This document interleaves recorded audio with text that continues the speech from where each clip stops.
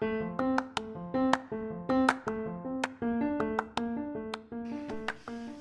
my friends, and welcome to episode number 11 of the Pub Podcast. I don't like the name, but I just had to add a name to the podcast, and that's what I thought of. Anyway, fun fact, 11 in Spanish is once. So now you know a new word. You've ticked the box of your to-do list of learning something new today, and it's the word once in Spanish that means 11. Thank you for being here. I appreciate it. I think that it's fantastic that you're giving away some part of your day, the most valuable thing you have, to listen to people with different ideas or similar ideas, or with different life experiences and different stories. And I just think that it's quite amazing. It's quite incredible that you are doing this to make someone else happy. And thank you. I'm very excited about today as well, because I had a great conversation with my friend Amanda Ducks, and I met Amanda for a few years now, and I've been able to see her journey in part of where she is now from where she came from. And if you don't know who Amanda is a vegan YouTuber and recipe developer, and she's living in the Gold Coast in Australia right now. And over the past few years, she has been on a big journey with her mental health and developing her own career. And I admire a lot of things about Amanda, and I think that she has a lot of nice things to say, and a lot of things that we can learn from her own experience, and she puts it all out there. If you haven't checked out Amanda, please do. Just search Amanda Ducks on YouTube and also on Instagram.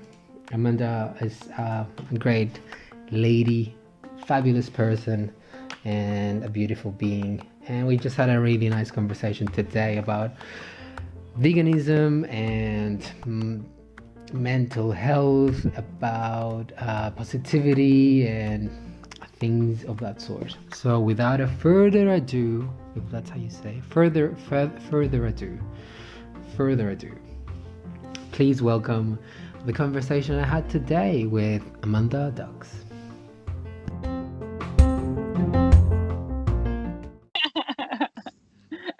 Amanda, all right. I'm so happy you're here. Honestly, I was telling you just before we started recording, I'm proud of you because I've seen you at a few years back when we met, when we were working together, and you were in a very different stage back then, and I could see what you wanted to do. And I gotta say that thanks to you, I became aware of what veganism was. Me being a fresh out of the boat South American in Australia. And I just loved your passion about it, and you inspired me to become a vegetarian. So thank Amazing. you. And I'm Well, also, thank you.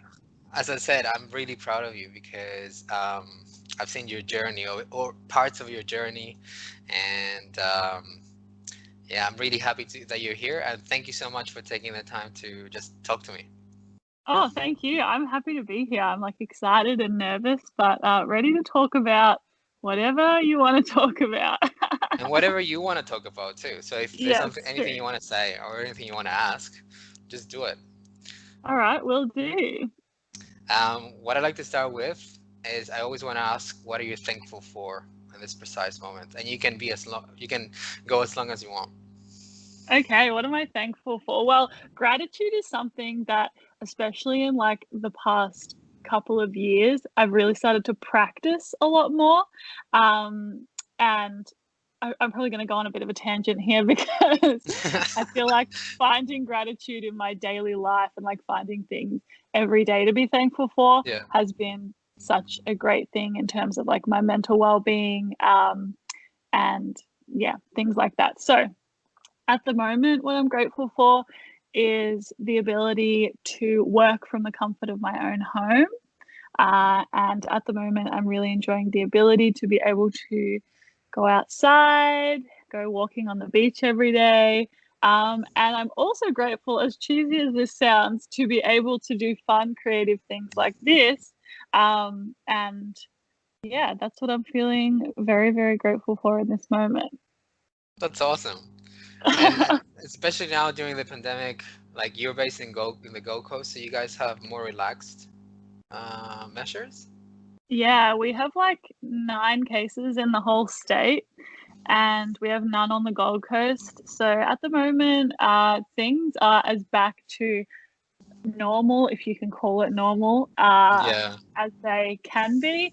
So yeah, it's been something again that I have been really thankful for, is the fact that I can like go out to eat, which is one of my favorite things to do, and I can go to the beach with my friends, which is one of my favorite things to do, and go to the market and things like that. And I feel like 2020 as a whole has I think given everyone a lot more perspective on what we usually have that we take for granted.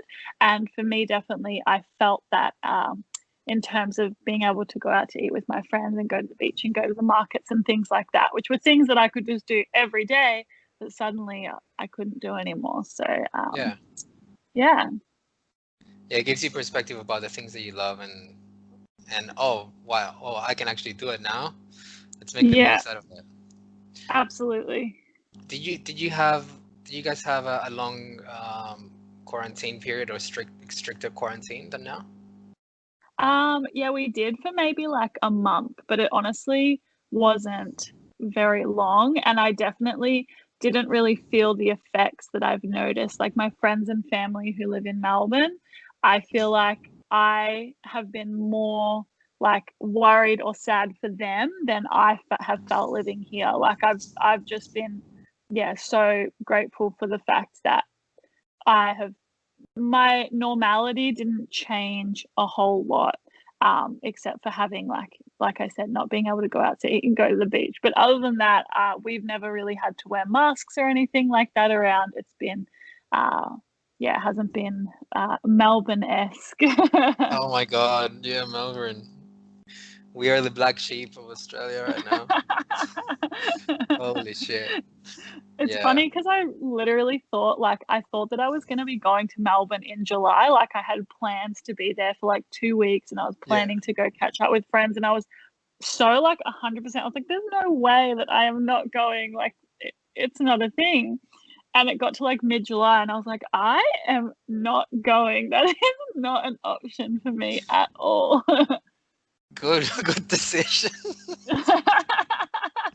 I wish I could go to the Gold Coast right now. I just want to travel somewhere. I really do. have, have you spent much time on the Gold Coast?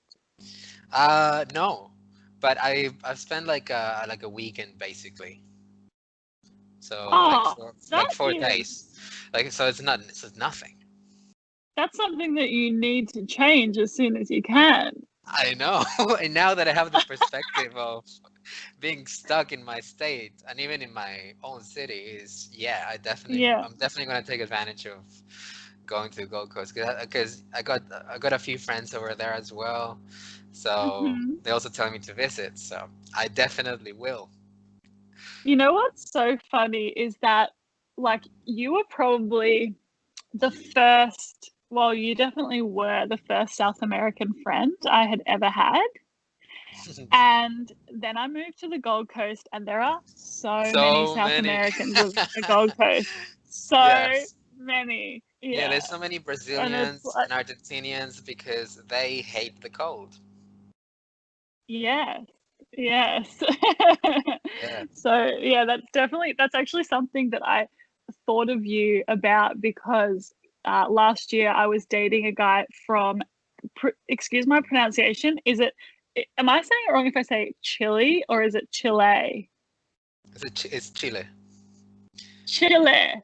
And yeah, in Spanish it's Chile. You can say in English we say Chile.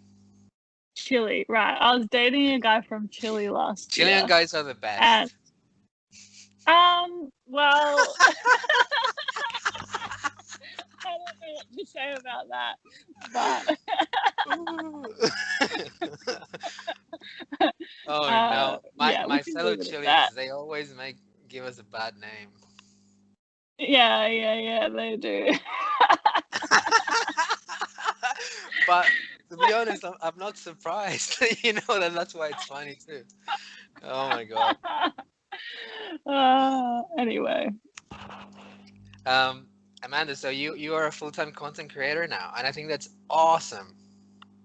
thank you. I am, which is so weird. I only like made it the full-time gig like maybe a month ago, so it hasn't like fully sunk in yet. But yeah, it's a pretty cool job title, and a job title that not a lot of people really understand when you say to them Yes. like, "Oh yeah, I make videos on the internet," and they're like, how do you make a living off making videos on the internet? Yes. Like that's so bizarre. Oh yeah, yeah, and a lot of people look down on it as if like, oh, you're an influencer, or are you like whatever, as if it's a bad thing, as if you're not cool, as if you're not adding anything to society.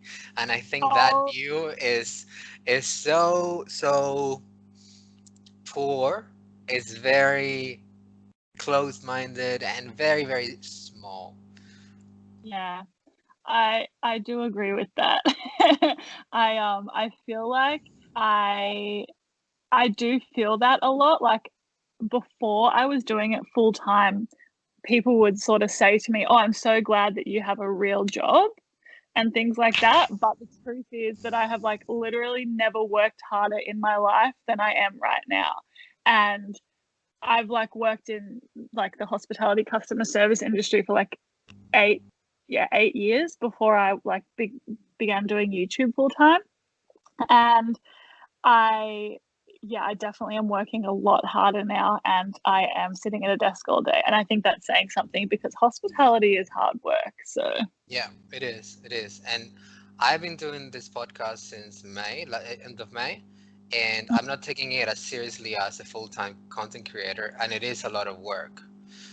oh It's just so much work. And also something that I admire a lot, especially from you, is that you have the motivation to create stuff, mm, and have to do the whole editing and learn all the things that you need to learn from hardware to software, and and to have an idea in your mind and make it happen. And a lot of people think it's just you grabbing your phone and just saying something to it and just upload it, but it's just so much work to just create a single video on YouTube. And I think oh I just don't understand how you find the motivation, besides you being passionate about what you do, of course. well, the thing is that like motivation for me is even with like content creation ebbs and flows so much. Like when I like first started, I was obviously really excited, but it definitely always like goes in waves, and it still does. Like I'll have weeks sometimes where work feels like an absolute drag, and then I'll have weeks where it like I'm so excited about what I'm doing. And even though I'm still passionate about what I'm doing, I think that, yeah, motivation in anything, once it's like your full time job, definitely can slip. Like, I'm sure that there are like Hollywood actors who are unmotivated sometimes and who are doing projects where they're like not as passionate about it as they are about other things. Yeah, a lot of times they take hiatuses, even Mm, musicians, they take ages to create their next project. I think it must be a draining thing. yeah, And I think that the most important thing that you've done is that you've been consistent. And I really applaud that. I think it's one of the most important attributes that you can have as a content creator. thank you. Um, yeah, because I've seen it since 2016. Uh, Crazy. you uploading all this stuff, and me realizing now, oh yeah, Amanda, this makes sense for Amanda because she's been working hard every single, like the whole time. Yeah, thank you. You I know, appreciate that. I go on YouTube and see my subscriptions, and you're always there. So I think that's something that you must be proud of, and feel free to be proud about that. And I'm so happy that you're at this stage, and I'm so sure that you're gonna get super hyper bigger. You know? Thank you. Well, my goal this year was to hit 50,000 subscribers, and I'm currently sitting at 49.1 thousand subscribers, and we're in, what are we? August. So that's good. Like, I think we're going to reach that goal by the end of the year, I would hope. So, but no, Oh, I really, I think you're gonna reach it next month. yeah, me Mark my too. words. Let the record show that I think you're gonna reach it next month. As soon as I hit it, I'll send you a screenshot and be like, I've made it. For sure. Yeah. I was reading the because I was watching your channel today in preparation for this, and I was reading some comments, and I think it's well, one of the things that I think that you will continue growing a lot is because you're very engaging with your audience. You demonstrate that you're quite grateful as well to them, and people seem very involved as well in the community because you've been able to create a community. Yeah. How do you think that you've been able to create a community in the niche that you're in, which is basically vegan recipes and what you eat in a day, and basically showing your vegan lifestyle?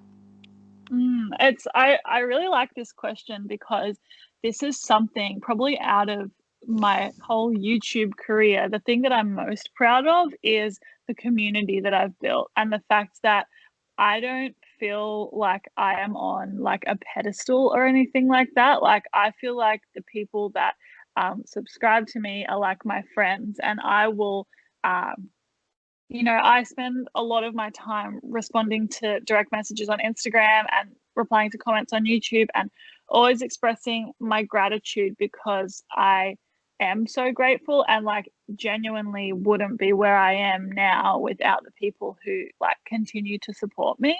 And I think from the get-go, I always uh, on YouTube and on social media in general, I always wanted to be authentic and be myself and be open about like who I am and where I'm at and why I do the things that I do.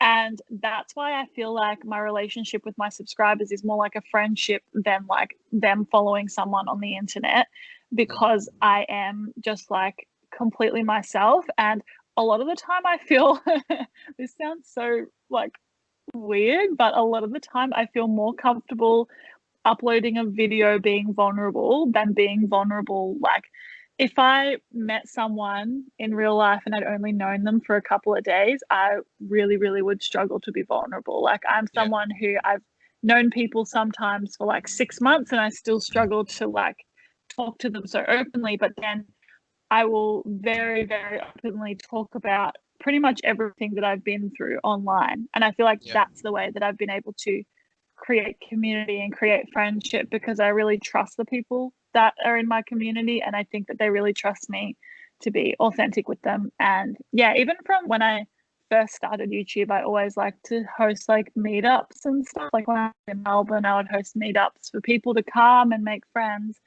like-minded friends. And I did the same on the Gold Coast when I first moved here. And yeah, that's why a lot of my best friends on the Gold Coast I actually have met through them coming to my meetups, and we've become really good friends. So yeah, I Wow. think that answered the question. Yeah, I think that's a really good answer.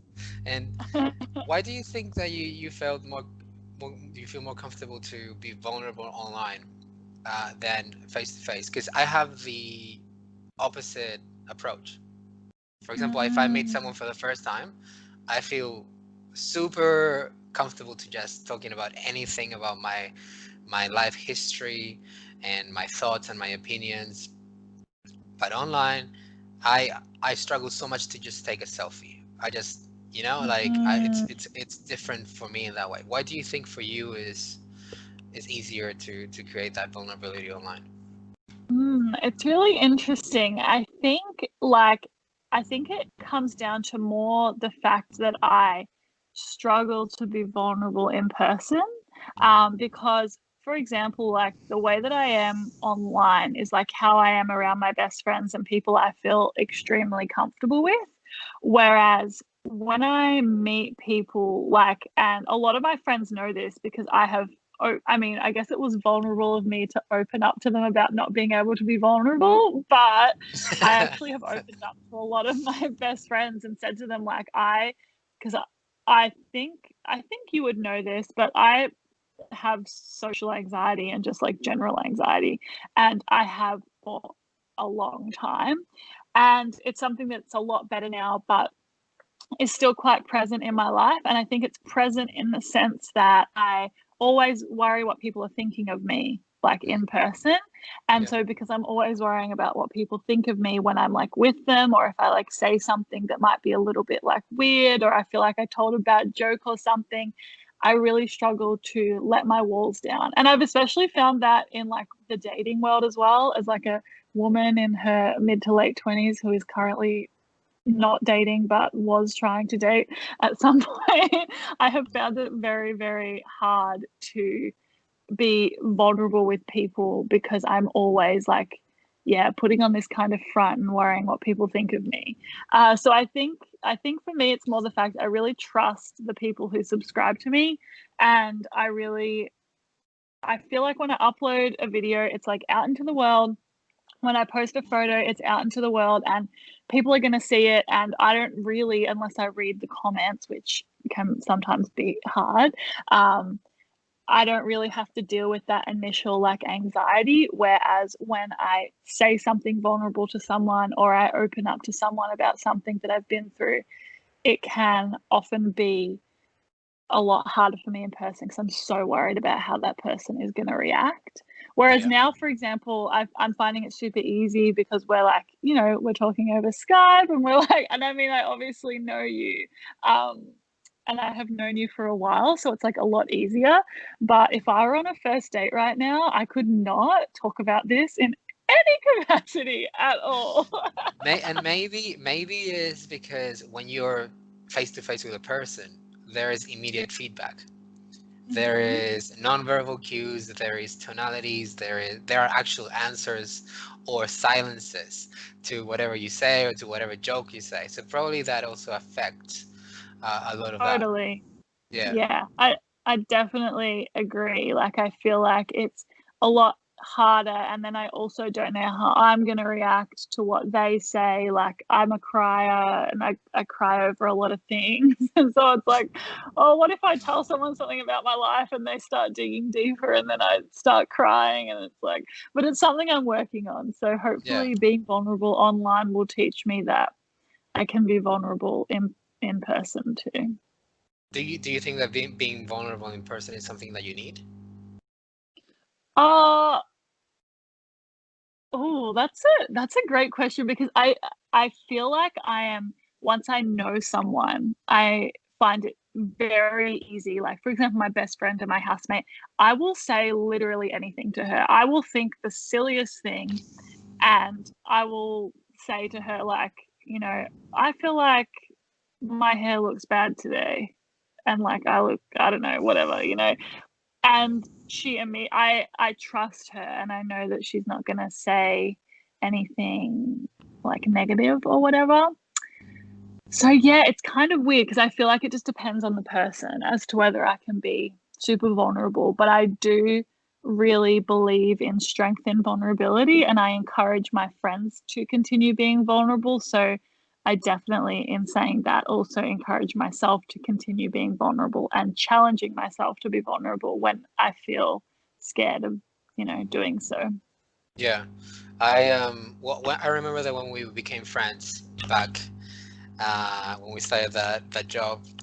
Um, I remember you being a bit socially awkward, quote unquote, but we were able to create rapport, and one of the things that you also introduced me to that I think it kind of relates to this is your journey, your personal journey with mental health, but also mental health being a real thing, being a Yeah. thing that actually happens to everyone, that everyone Hmm. suffers from, that everyone has to do work on.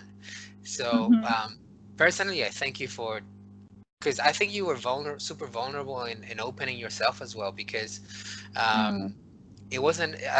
I remember that it wasn't an easy stage of your life, and I always found you super um, inspiring in that as well. That you were very open about your struggles in your Mm. social and in your mental health and relations with your social ability, or to just Mm. stay in a place with in a crowded place with other people. So because I Yeah. remember that you were super open with, oh, I'm going to therapy and whatever, or I have Yeah. this problem, and you were calling the problems with a name, with the full name.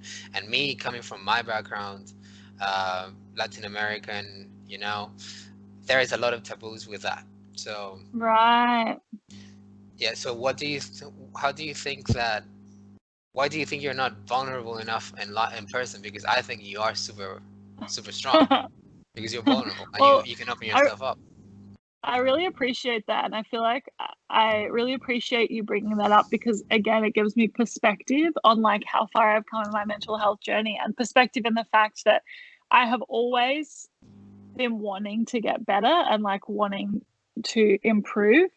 So, shall I pick up where I left off, or am I going to start with star signs? Uh, let's pick up where you left off, and I'm gonna All make a right. note so we can come back to star signs because Okay, cool. All right, cool.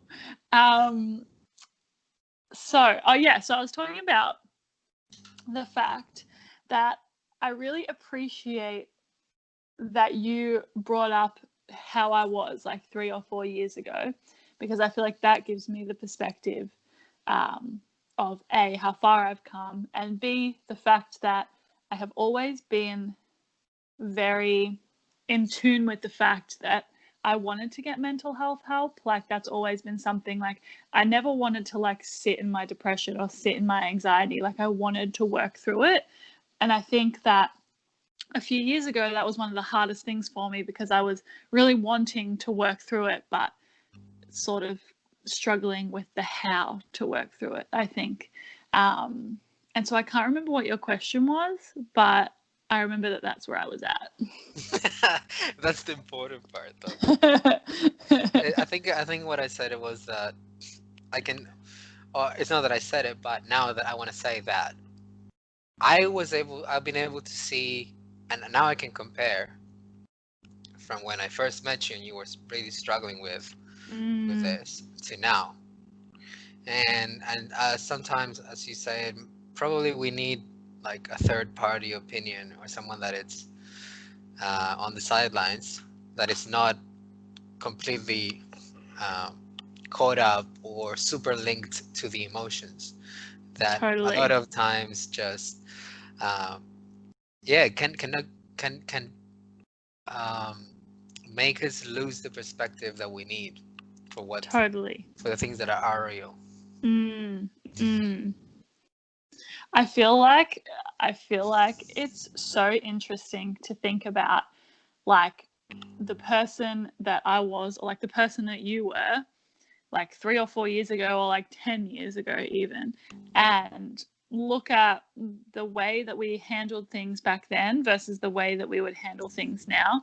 And I feel like as time goes on and we learn more about ourselves and the way we react to things and the help and the support that we need and things that make us feel good and things that we need to consciously choose not to have in our life, I feel like uh, it's a really beautiful thing, like realizing how far you've come and the steps that you've taken to create the life for yourself that you have now. Because a lot of people, well, I can't say a lot of people, but I know that people do have the fear of actually working through whatever they're going through or whatever trauma they're carrying, and they look at it as too hard to work through, therefore don't work through it, and then don't have the growth. And I can recognize the fact that I was in that space at one point where I genuinely thought that was it. My life wasn't going to get better. It was just like who I was, and the goals that I had were things that I wasn't going to be able to achieve. And then at some point, like something changed, and I actually was like, no, this is something that I want to work towards, and I actually feel like I have the strength to do so. And I don't know if you can relate to that, but I think that for me, that's definitely one of the biggest takeaways, even from this quick like chat that we've just had when you've talked about me when we first met. I feel like I've had a moment of appreciation for like the fact that I somehow at some point figured out what I needed to let go of in my life and what I needed to carry with me forward. Yeah. I think you've done a really good job as well as being true to yourself as you figure it out. Because obviously when we were back at the cinema, you were super vocal and almost religious about veganism Mm-hmm. in a way that you're super passionate about it. Yeah. And you talked about it freely, and working for you were talking about we were working for a company that is not for veganism Mm. in the in the way they conduct their business. And Yes. you but I appreciate that you've been very conscious about the decisions you've made to match your a lifestyle and also your what you believe in and Mm. who you believe you are, Mm. from quitting a company that has some values that you don't agree with to work Mm. for others that do, and then also explore this content creation area to find your own space and Mm. communicate yourself and communicate it to everyone. Mm. I feel like so privileged and so like I want to acknowledge the fact that I feel like I was privileged in the sense that I had the option to go and work for a vegan business, because I know that there are so many vegan people who don't want to be doing what they're doing. I mean, in general, there are a lot of people who don't want to be doing what they're doing. And I wouldn't call it luck, because I know that I definitely worked hard to be able to work for the businesses that I do, and I like made the connections and the friendships in order to be able to work for the businesses that I did.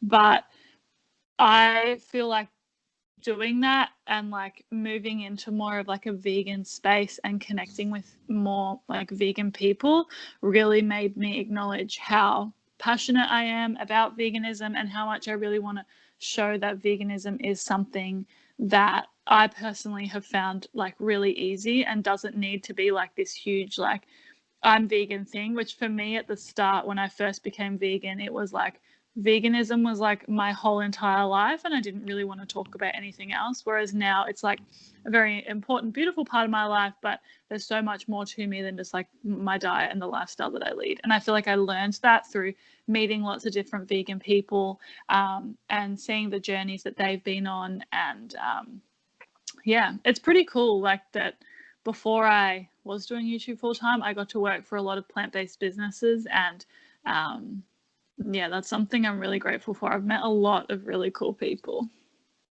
That's awesome. That was such a uh, ramble.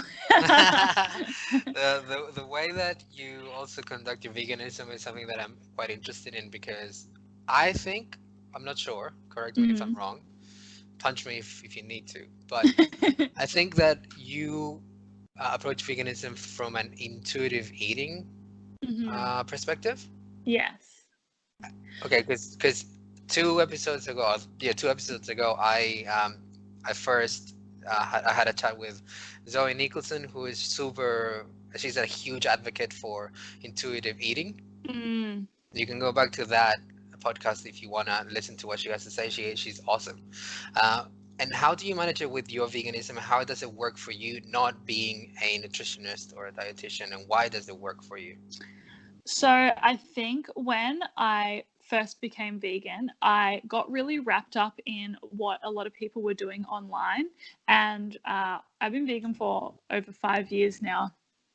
And yeah, when I first became vegan, basically everyone on the internet was eating like a really high fruit diet. I mean, you would have remembered the amount of bananas that I used to eat sometimes and like this huge smoothies that I would drink and things. And Yeah.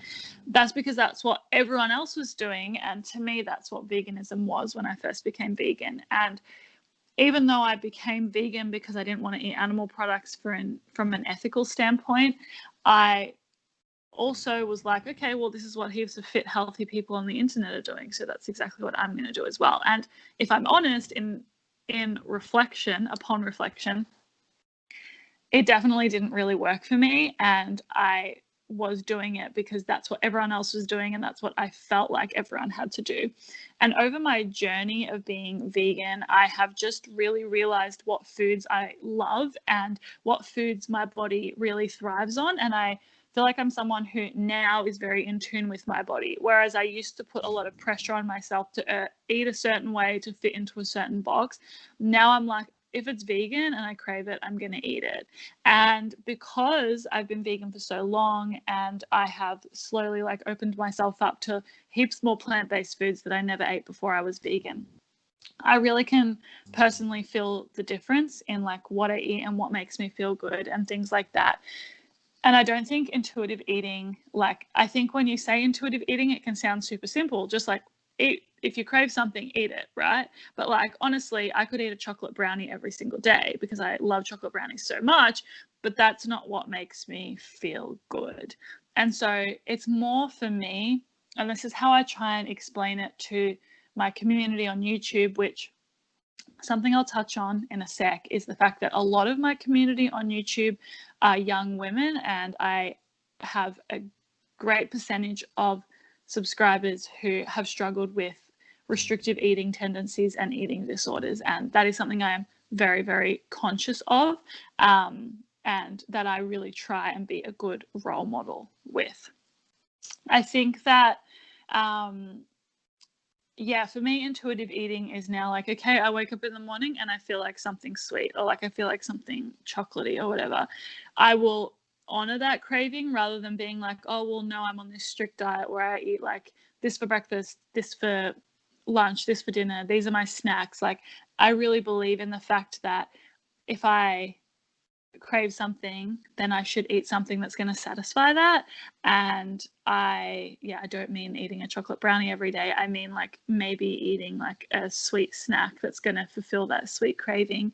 And if I'm like really hungry in the morning, for example, I will eat lots of healthy fats because I know that healthy fats keep me nice and nourished, and they make my skin feel really good and things like that. And I definitely believe that everyone is different, and I am not a nutritionist in any capacity, but what I've learned about my body and what feels best for me is that if I honor what my body is craving and I ensure that it is coming from a space of nourishment, but also nourishing my mind as well as my body, because I think that food is one of the greatest pleasures in life and it's not something that I want to restrict myself from, then overall I just feel like happy and healthy and just confident and better in my body. So yeah, that's what intuitive eating is to me. Yeah. Mm. That sounds good. Mm. Sounds good. Yeah. Yeah, and because I saw as well that a lot of people or subscribers of yours on your videos were always basically thanking you for how you were portraying your approach to veganism, and especially with the struggles that they are having with their own body image and with their own pressures that they feel and they project on themselves. I think when I get these comments, I relate to them in a sense because I have body image, like bad body image, like a lot of the time because of what I see on the internet. And I think because I'm conscious of that, I don't want to be someone that makes other people feel that way. And I have very much so struggled with that. Even in the online vegan community, like I don't even know how to say this because I definitely feel like I have a healthy body, but I'm not like a super like fit gym going type of girl. And especially on the Gold Coast, there are like everyone here is super, super fit. And I really struggle with the comparison to other people online. And over time, I have realized that my videos really help people because I show a very healthy and normal way of eating. And when I say healthy, I don't just mean in terms of the way it affects your body. Like I was saying before, I mean it in the term of way it affects your mind as well, because food is a really beautiful thing, and like sharing a meal with someone is like such an amazing, like enjoyable thing to do. And yeah, I just think that a lot of people see people online like restricting the amount of food that they eat and exercising excessively. And I do think that it has a really negative effect on young women, and I'm sure young men as well, who are watching people online. And I really don't want to be that because, yeah, I don't really watch a lot of food YouTube stuff because I feel like then I feel like I eat a lot. to be Yeah. honest. Yeah. So if you say that you don't watch a lot of YouTube food stuff, Mm. where did you get all your creativity and inspiration for recipes and stuff? Because I struggle so much, and my close friends and my housemates, they all know that I always say that I hate cooking. And also it has to do a lot with a creativity aspect, you know? Mm. Well, yeah, for me, food is a creative thing. And I love that you said that because, yeah, to me, like being in the kitchen is so creative. Um, and yeah, over time, and honestly, like before I was vegan, I literally would eat like the same thing every day. It was basically just bread and dairy. And now I feel like the more I experiment with food and learn what I can do with food, the more I want to keep trying different things. And it's just basically been like a trial and error kind of thing where I find something that I like and then I figure out all the different ways that I can cook it. And like my housemate, I cook for her a lot, and I used to never really eat satay, and then she said I really want to eat satay, and so I just started coming up with recipes and things that I think would go well together. And yeah, I spend pretty much like every day in the kitchen, so you would hope that something good would come out of it at some point. Yeah, so how do you figure out that because you're one of the most or the biggest foodies I know. Is a How do you figure out that you wanted to become a full-time or wanting to be a full-time content creator in relation to food? Oh, so honestly, like when I first started doing YouTube, it was because like I used to do filmmaking, and filmmaking put me into a lot of debt, so I had to like not do filmmaking anymore. But I really wanted a creative outlet. I've always been a very creative person, and then when I became vegan and everyone was doing this vegan YouTube thing, I was like, heck, I'll just start like filming my life and editing it and uploading it. And um, yeah, so I just sort of started doing that, and then over time realized that I was actually kind of a good cook once I got into it, and it's just become something that I really enjoy because I enjoy food so much. I love like videography, and I love editing, and I love taking photos, and it was just like this perfect pairing of like my two greatest passions in life, and I was like, this is definitely a vibe. This is definitely something that I could see myself doing for now. So yeah. Because you've said that you've in the past have struggled with figuring out what you want to do with yourself in Mm-hmm. life and all of that. So how did you figure out this? I mean, obviously it was trial and error, but did you try many things before what you're doing? Yeah, I did. And I still don't know if this is what I want to do with my life, to Yeah. be honest. Like I definitely think the older I get, the more I realize that we are not born to do one thing our whole entire life. Like that's just so boring.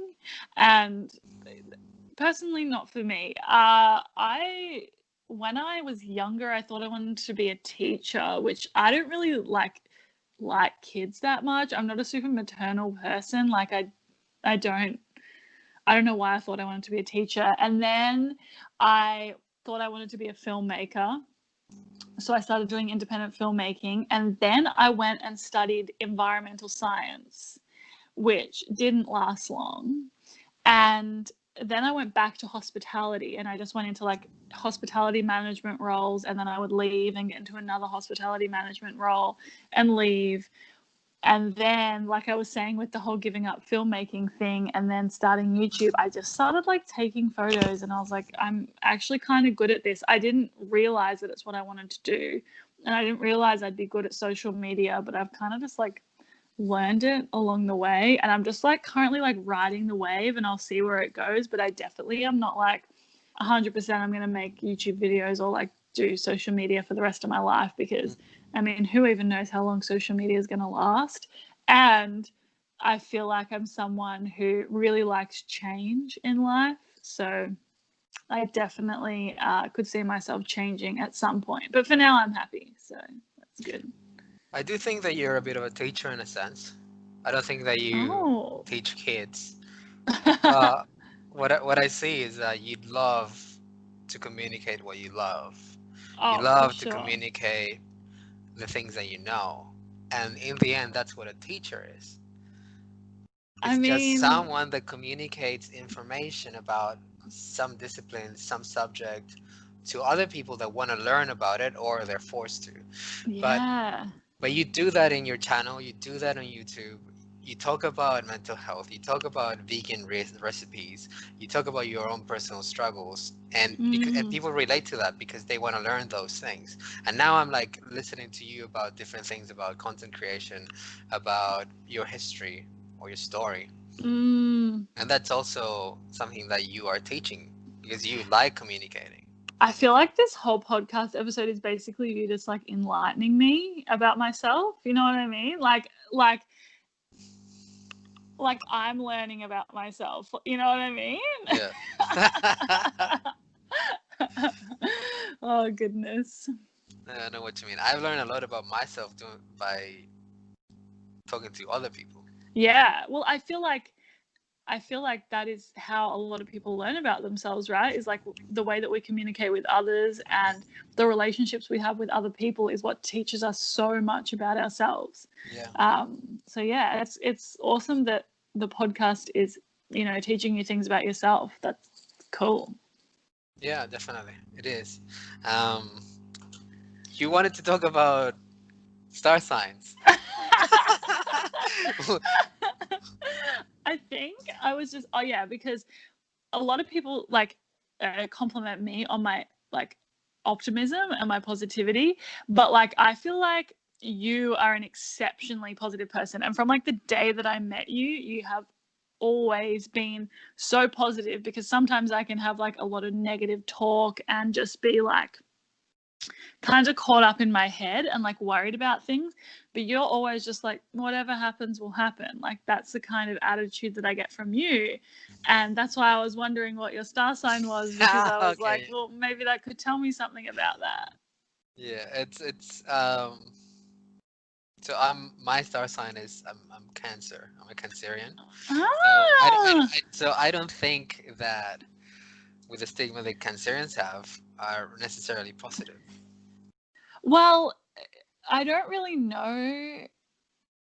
I think one of my best friends is a Cancer, but other than that, I don't think I've met any Cancer men except for you. Yeah. Well, what I think I am a positive person, and it's been something that I've purposely worked for since Mm, those days that we met. Probably mm, that was one of the biggest years of change in my life. mm. And one of the things that I figured out with my own mental health journey was that things happen all the time, and you're just this little speck of dust that's riding in this river through this amazing forest. Yeah. So when you realize who you are and you realize your own mortality, I go back to the thought process of, okay, we can fix this, or Yeah. well, something else we're gonna learn from this, or Mm-hmm. there are other things to worry about. It's about me, and this is just a personal decision that I made because I don't want to be suicidal, and because I don't want to, Mm, because I wanted to enjoy this life, whether it's creation or whatever. I want to enjoy it, whether this mm, is a reincarnation or the only one. I want to enjoy it.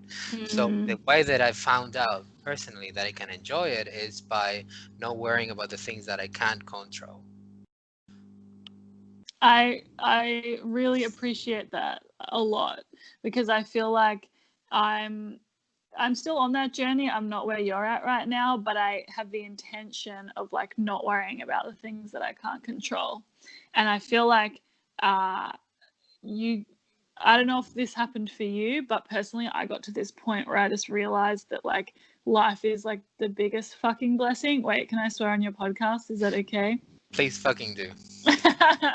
Life is the biggest fucking blessing ever. Like, it doesn't make any sense in any capacity, but that's why it makes so much sense. Like, I said to my friend last year, we're on this amazing health retreat, and it was like almost like a social media detox. And I I turned to her and I said, I've just like realized while I'm here that nothing matters, but that's why everything matters. Because at the end of the day, nothing that I do is really going to matter, but that's why I have to do everything with intention to like find like purpose and love and gratitude in absolutely everything. And I feel like when I had that moment, I was like, okay, I feel like I'm like on the path to enlightenment right now. Yeah, definitely. For example, the last couple of weeks have been quite difficult for me to remain positive all the time, and I've had a lot of moments of desperation with the whole situation that's happening here. For months we've been in quarantine, and I haven't been able to dance because of quarantine, which is something that I love to do, but also because of physical limitations after my surgery that I had a couple months ago. And me not being able to have an outlet that I love of stress and anxiety has cooperated with me not being able to cope or have more a bigger weight and or a bigger baggage on my speck of dust journey through the river, you know. So Yeah. when those things happen, I think it's super important to have methods that work for you in order for you to regain or come back to the motherland of positivity. And I think you need to find it. And one of the best things, and I'm super convinced for years since I started this journey, is gratitude. Is because it just puts you in your place.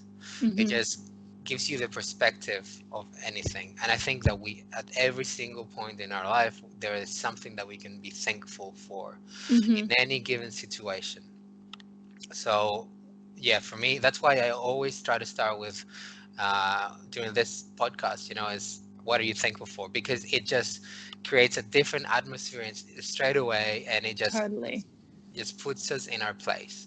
Yeah. And I think that's one of the things. So that works for me really well. And also other things that work for me is just listening to the music I love and just try to have a dance, or just connecting with people I love. And just if I feel shit, I will just message and say, hey, and worry about other people. When I worry about other people, I take the focus off of me, and I just feel also better. And also garlic bread helps, and peanut butter. I relate to that. And I think that's really awesome. And I think it's great that you acknowledge, you know, what things you do to make yourself feel better in those things. And these are things that could be deemed as small things, but really make up a great part of your life. Like all the little things that we do every day are things that make us the happiest in the long term. You know, we don't want to be I think that's one of like the biggest teachings of this year, like we touched on earlier, was you know, often everyone's looking forward to like their next holiday or like, you know, things that they're doing, whereas it really taught us to tone it back and focus on what we have right now in the present moment that we can find gratitude for. And yeah, I feel like what you were just saying about the things that, you know, you do when you're not in the best space are all little things that really make up like a big amount of happiness. Yeah.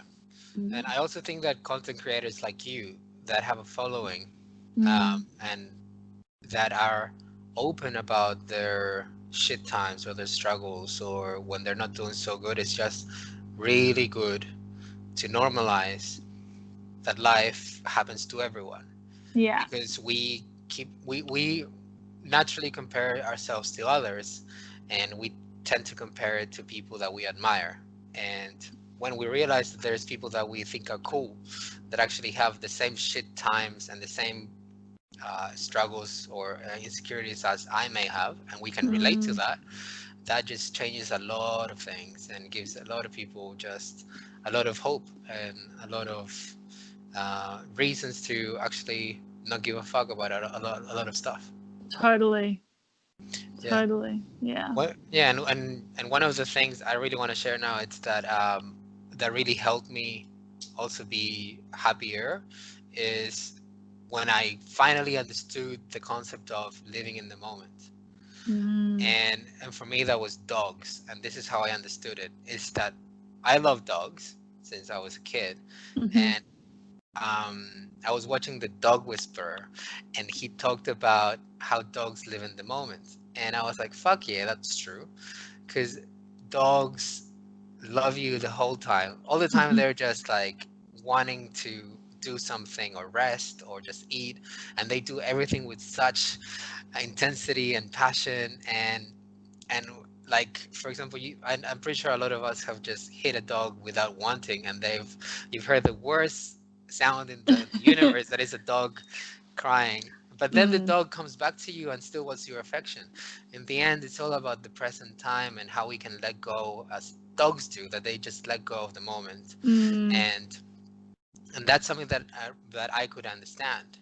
And I'm sure that a lot of people just go through different things, and the universe allows for people to go through different things, so we can understand different concepts and mm. different teachings and different things that we need. Absolutely. I love that so much. Yeah, I love dogs. um, and I also love the conversation we're having, because I never planned them.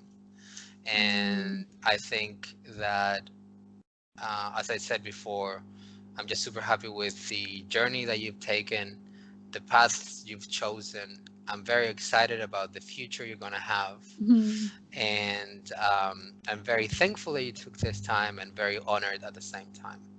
Well, thank you so much. I really, really appreciate the kind words so much. And I feel like this has been a really good conversation for me. And I hope you know that I'm really grateful, because it's really lifted my spirits a lot. Like, I was already feeling pretty good, but now I'm feeling really good and feeling really proud of myself. And yeah, I hope that you can take from the way I'm feeling that you've made a really positive impact on me today, which I'm sure is going to have an impact on me for the rest of my life now. So that's pretty freaking cool. Yay, amazing. Thank you. One of the things that I like to finish with is, Mhm. I'm going to put you in the situation that time travel has been discovered by scientists, and they've given you the opportunity to get into this box that takes you back to when you were 19 years old, 18 or Mhm. whatever, and you have 10 minutes to have this conversation with your 19-year-old self, that it's not going to affect the course of history. Mhm. But what would you tell your 19-year-old self? Oh, What's a piece of advice? I would tell my 19-year-old self to make sure to go to therapy regularly.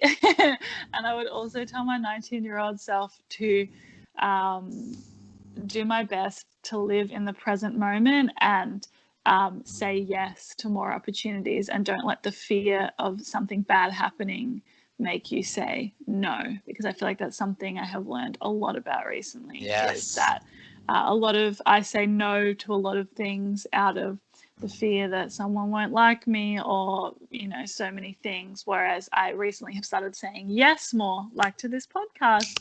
uh, Yes. and it really has been working out really beautifully for me. So And yeah. and I think that's amazing. Fear is just a natural and response that is integrated in our DNA from evolution, that it's protecting us from things we don't know. So we just fill in the blanks with just fear. But in Mm-hmm. the end, a lot of times I tell my friends, you just should do things because you are simply afraid of them, because they really don't have a negative consequence. So if they Yes. don't, just do it. Yeah. Thank you. That's awesome. Thank you, Amanda. No Much love to worries. you, and I hope we can do this soon, Mm-hmm. or when you have 1 million subscribers and you have that golden button. Yeah. Thank you.